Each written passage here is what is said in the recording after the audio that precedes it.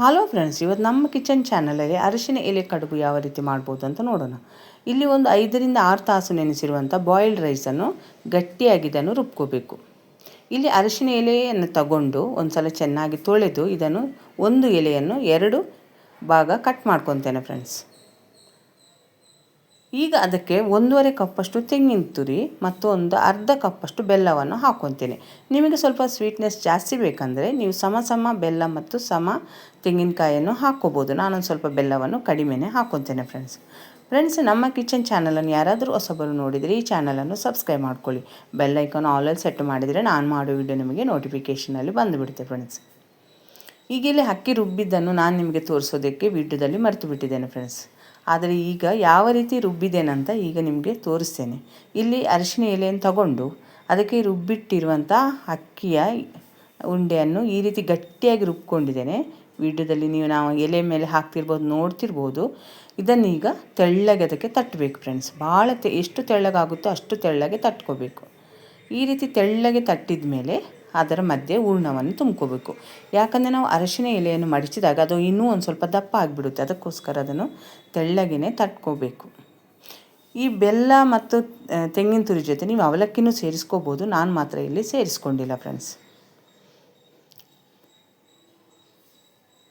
ಈ ಅರಿಶಿನ ಎಲೆ ಕಡುಬನ್ನು ಸಾಮಾನ್ಯವಾಗಿ ಮಂಗಳೂರು ಕಡೆ ಎಲ್ಲ ನಾಗರ ಪಂಚಮಿ ದಿವಸ ಮಾಡ್ತಾರೆ ಫ್ರೆಂಡ್ಸ್.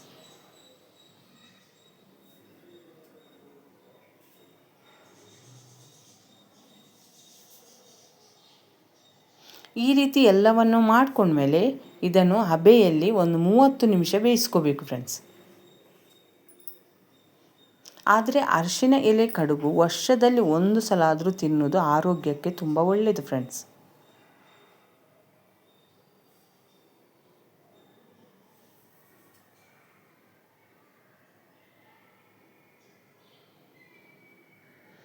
ಈಗ ಇದು ಇಡ್ಲಿ ಬೇಯಿಸುವ ಪಾತ್ರೆಯಲ್ಲಿ ನಾನು ಈಗ ನೀರು ಹಾಕ್ಕೊಂಡು ಬಂದಿದ್ದೇನೆ. ಅದರ ಮೇಲಿಟ್ಟು ಈ ಕಡುಬನ್ನೀಗ ಒಂದು 30 ನಿಮಿಷ ಬೇಯಿಸ್ಕೊತೇನೆ ಫ್ರೆಂಡ್ಸ್. ಈ ಅರಿಶಿನ ಎಲೆ ಘಮನೂ ತುಂಬ ಚೆನ್ನಾಗಿರುತ್ತೆ ಮತ್ತು ಅದರ ಕಡುಬೂ ತುಂಬ ರುಚಿಯಾಗಿರುತ್ತೆ. ನೀವು ಒಂದು ಸಲ ಟ್ರೈ ಮಾಡಿ ಯಾವ ರೀತಿ ಬಂತು ಅಂತ ನನಗೆ ಕಾಮೆಂಟ್ ಸೆಕ್ಷನಲ್ಲಿ ತಿಳಿಸಿ ಫ್ರೆಂಡ್ಸ್.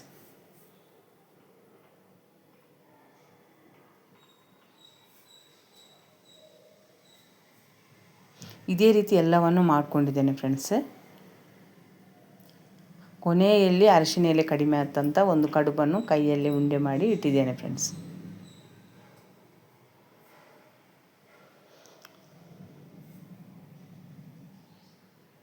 ಈಗ ಮುಚ್ಚಳ ಮುಚ್ಚಿ 30 ನಿಮಿಷ ಇದನ್ನು ಬೇಯಿಸ್ಕೋಬೇಕು.